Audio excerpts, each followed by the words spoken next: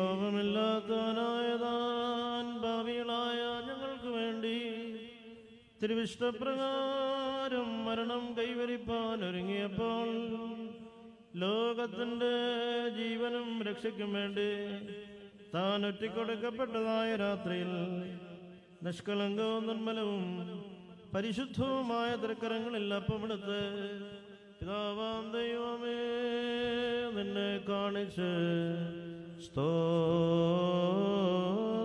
ചെയ്തു.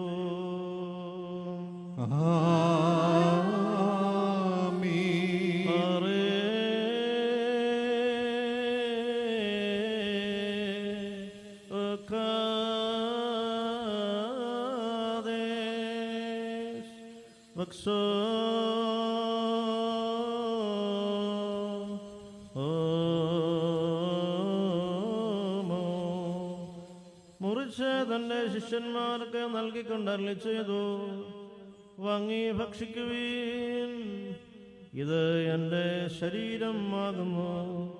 ഇത് നിങ്ങൾക്ക് വേണ്ടിയും അനേകർക്ക് വേണ്ടിയും മുറിക്കപ്പെടുകയും പാപമോചനത്തിനും നിത്യജീവനുമായി നൽകപ്പെടുകയും ചെയ്യുന്നു. ഉൽഹായേ ദൽവോലം വൽമീ.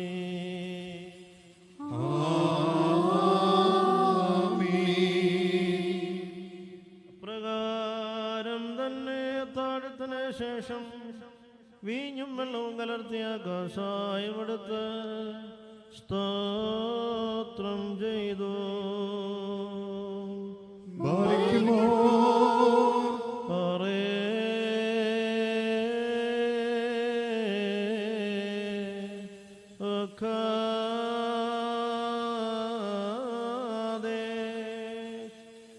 ശിഷ്യന്മാരായ പരിശുദ്ധ ശ്ലീഹന്മാർക്ക് നൽകിക്കൊണ്ടരുളി ചെയ്തു, നിങ്ങളെല്ലാവരും ഇതിൽ നിന്ന് വാങ്ങി പാനം ചെയ്യുവിൻ.